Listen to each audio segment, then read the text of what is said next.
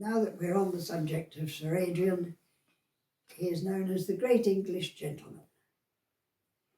I've given you one example of where he was jumping either side of the fence. 1950, in January, 50 or 51, the orchestra went to Germany. Now, Germany had been bombed to bits, and so the standard of accommodation varied from one city to another. And there was one of these cities where they'd built a new concert hall, and the hotels were sort of building out from their shell. And so they'd have certain parts of the hotel working and so on. And I came back to the hotel after the concert. And then Boult came in behind me. I don't think he noticed I was there, with a bunch of flowers that had been given to him. And he went up to the reception. Now, at reception was a young teenager looking after the place.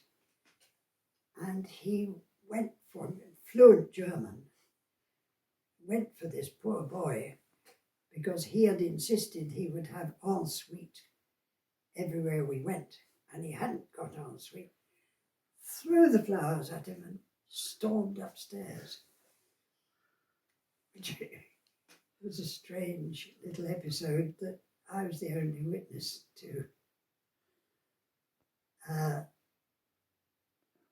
That was a tough tour, but it finished at Heidelberg, and it was heartbreaking to see an old city which hadn't been touched. And long afterwards I heard that the British and German governments swapped Oxford and Heidelberg. You don't bomb Heidelberg, we won't bomb Oxford. And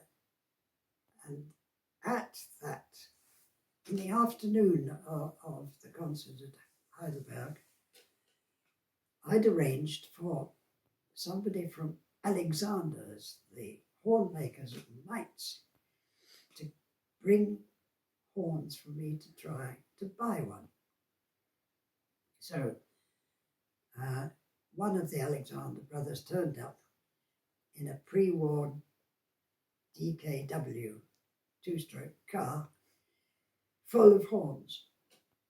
The green room was rather like a large example of this, with settees all round, and there were 6 horns, one on each settee. And of course, after about half an hour, I didn't know t'other from which. But eventually I decided, well, I'll have this one. And so whatever means of transaction were gone through happened, and I gave the other 5 horns back. And the rest of the horn section came in, and they all tried it. So, well, yes, you've made a good choice here.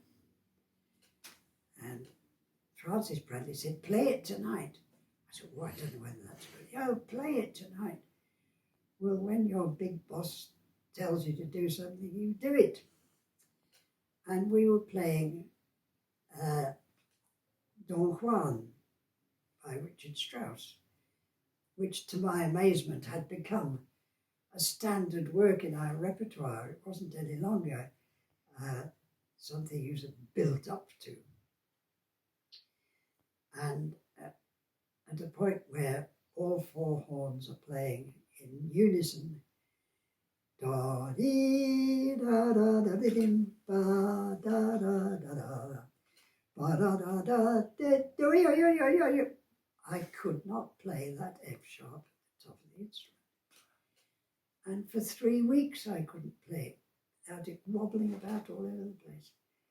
Of course, Sir Adrian, with his moustache, silly young man playing first he'd got an instrument. Eventually I found a way to do it. I think the reason was that the previous instrument I'd been playing, I'd probably been modifying that F sharp, and it wasn't quite the same as the new instrument. But anyway, that was a good way to finish a tour. And during that tour, we had gone to Berlin, which of course was separate from West Germany and had its own zones. So most of the orchestra went by train, a sealed train. But I was one of those, no particular reason, who was picked to fly to Berlin, which meant I did have a night in a hotel bed at each end of that part of the trip. But the depressing part of the trip was to see all the damage. During the war, we used to hear about the ham marshalling yards, great triumphal messages that we had again bombed the ham marshalling yards. In fact, we went through there, I think it's near Essen, I'm not sure, and there are dozens and dozens of railway lines, and at one point the rails went up like that with a hole in between. Another place there was a row of obviously wartime made engines, and they were full of bullet holes, cannon shell holes. So we were reminded of it the whole time. And in one hotel, there was a man in charge of the floor I was on or something. And he was at great pains to say,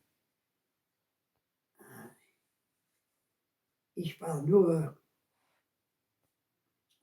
Sanitätsassistent. I was only a sanitary assistant. In other words, he wasn't a Nazi and so on. And this was awful to come across that kind of thing. Incidentally, the German agent for this tour miscalculated. He had presumably been agent for German orchestras going to occupied countries during the war, and everywhere they went, the soldiers all went to the concerts to applaud their orchestras. It didn't happen when we were in Germany, except at Heidelberg, which was in the American sector.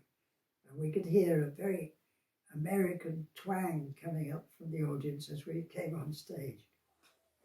So it wasn't the total success that the agent was hoping for, but it was a great success in musical terms. The first time that a British orchestra had gone to Germany after the war.